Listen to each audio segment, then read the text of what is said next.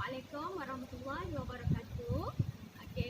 Kami akan membentangkan presentation berkaitan dengan teori tingkah laku. Saya Suhana dan ahli kumpulan saya Nora Syikin, Adiani dan Masyitah. Seperti yang kita sedia maklum, dalam teori tingkah laku terdapat dua jenis pendekatan, iaitu terapi tingkah laku dan terapi realiti. Konsep asas dalam teori ini adalah berkenaan dengan tingkah laku maladaptif, di mana kita untuk memahami tingkah laku klien dengan menggunakan prinsip pembelajaran untuk mengubah tingkah laku maladaptif, di mana matlamat utamanya adalah kita boleh melihat dan kita boleh mengukur. Dalam teori ini terdapat tiga konsep penting yang telah diperkenalkan oleh Pavlov, Skinner dan Albert Bandura, iaitu di mana terdapat tiga pendekatan: pelaziman klasik, pelaziman operan dan pembelajaran sosial. Kawan-kawan boleh lihat ya dalam slide ni, ini adalah kajian Pavlov berkenaan dengan pelaziman klasik. Nanti kawan-kawan boleh lihat sendiri. Next. Ini pula adalah kajian berkenaan dengan pelaziman operan, dan ini adalah pembelajaran sosial, di mana Albert Bandura telah menjalankan kajian terhadap tiga kumpulan kanak-kanak dan aksi ganas. Next. Tujuan kita menggunakan teori dalam kelompok ni adalah untuk mengajar ahli proses pembelajaran dan mengembangkan perspektif baru ahli. Di sini juga untuk mengajar ahli untuk memahami sifat dan sebab berlakunya simptom, dan akhir sekali adalah untuk meningkatkan kefahaman diri ahli itu sendiri. Next. Sekarang kita lihat pula tentang peranan ketua kumpulan, di mana kita ada 5 peranan ketua kumpulan di sini ya. Yang pertama, peranan ketua sebagai guru, iaitu mengalahkan ahli untuk belajar dan mengamalkan kemahiran sosial dan juga mengajar ahli proses kumpulan.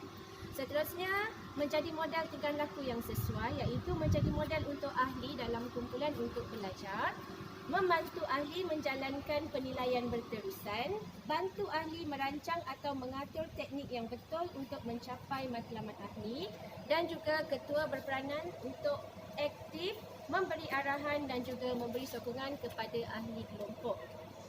Seterusnya, kita lihat teknik dan prosedur, di mana untuk peringkat terapi tingkah laku kita ada 3 peringkat, iaitu peringkat awal, kerja dan juga akhir. Apa yang ada di peringkat awal? Iaitu belajar fungsi kumpulan dan kestrukturan, berorientasikan ahli, membina perpaduan dan meningkatkan motivasi ahli kumpulan. Itu pada peringkat kerja. Seterusnya, pelan rawatan, di mana memilih prosedur yang sesuai dan strategi khusus, menilai penilaian dan juga mencari alternatif, dan pada peringkat akhir, melihat perubahan tingkah laku dalam kalangan ahli, sesi amalan dan juga memberi maklum balas kepada semua ahli. Di sini teknik-teknik yang digunakan dalam pendekatan tingkah laku, yang mana ada 5 teknik. Yang pertama, pengukuhan model tingkah laku, kerja rumah dan juga maklum balas. Kita lihat yang pertama, pengukuhan. Pengukuhan daripada ketua kelompok kepada ahli, seperti pujian, persetujuan, sokongan dan perhatian. Seterusnya kita boleh tengok teknik modeling ataupun model, iaitu belajar melalui pemerhatian dan peniruan. Seterusnya tingkah laku, amalan tingkah laku baharu, perlu berlatih dan konteks yang selamat. Seterusnya kerja rumah. Apa yang dikatakan dengan menggunakan teknik kerja rumah? Ada kawan-kawan yang tahu kat sana tu? Tak tahu kan? Saya teruskan. Kerja rumah fokus kepada tindakan atas apa yang diterangkan ahli semasa sesi kumpulan itu berlaku, dan maklum balas, di mana ahli memberi maklum balas kepada ahli yang menjalankan kerja rumah. Macam tadi, mungkin ada ahli yang perlu membuat kerja rumah, dan sesi yang seterusnya ahli akan memberi respon terhadap ahli yang perlu membuat kerja rumah tersebut. Seterusnya nanti kita akan bincangkan pada yang seterusnya. Ada satu lagi, kekuatan dan juga limitasi. Kekuatan menggunakan pendekatan tingkah laku, yang mana ahli mempelajari tingkah laku baharu semasa sesi. Hubungan antara pemimpin dan ahli adalah lebih ringkas dan lebih fokus kepada tingkah laku, lebih kepada cara kita untuk mengawal diri, dan juga boleh digabungkan dengan pendekatan yang lain. Maksudnya mungkin kita boleh gunakan tingkah laku dan juga kognitif ataupun emosi. Okey, limitasi adalah tiada satu pun teori sebenarnya yang mengamalkan amalan terapi tingkah laku ini, dan juga tak ada satu model pun sebenarnya yang boleh kita panggil sebagai kumpulan tingkah laku. Okey, seterusnya ahli akan menjadi kebergantungan itu agak tinggi, dan yang terakhir hanya fokus kepada tingkah laku tetapi tidak kepada aspek yang lain. Saya harap setakat ini kawan-kawan faham apa yang kami sampaikan. Okay, seterusnya saya akan terangkan tentang pendekatan terapi realiti atau lebih dikenali dengan CTRT oleh William Glaser, yang mana teori ataupun pendekatan ini dia berdasarkan andaian bahawa setiap orang berusaha kawal kehidupan mereka untuk memenuhi keperluan dan kehendak mereka. So nanti saya terangkan secara ringkas, so kawan-kawan nanti boleh baca slide yang akan kami postkan nanti dekat group nanti. Okey, seterusnya kita tengok konsep asas. Okey, konsep asas untuk terapi realiti ni, ketua bertindak secara aktif dalam membawa klien ataupun ahli kelompok kepada dunia realiti ahli kelompok. Konsep asas ataupun teori ni dia menekankan konsep quality world, yang mana album gambar peribadi dia tu maksudnya setiap manusia bertingkah laku yang bersesuaian dengan tujuan yang dipengaruhi oleh persekitaran, dan dia membentuk diri mereka berpadanan dengan gambaran tentang apa yang mereka mahukan. Okey, selain daripada itu, ahli bersama-sama bertanggungjawab untuk membantu antara satu sama lain membuat pilihan yang berkesan lah. So dalam terapi ini, ketua memainkan peranan dalam mencabar ahli ataupun ahli-ahli yang lain tu, dia sesama mereka dia akan merumuskanlah rancangan untuk perubahan, untuk mendorong kelakuan mereka ke arah pencapaian yang mengikut komitmen ataupun matlamat yang mereka pilih. Okey, seterusnya kita tengok peranan dan fungsi ketua kelompok. Mewujudkan perhubungan yang terapeutik, terbuka, mesra, akrab dan jujur dengan ahli kelompok. Maknanya mainkan peranan secara aktif lah dari segi desain dan juga berbentuk arahan. Okey, seterusnya boleh baca. Dan seterusnya masih lagi peranan ketua kelompok menggunakan peneguhan seperti galakan dan pujian. Dalam terapi ni kita buat peneguhan dan galakan lah.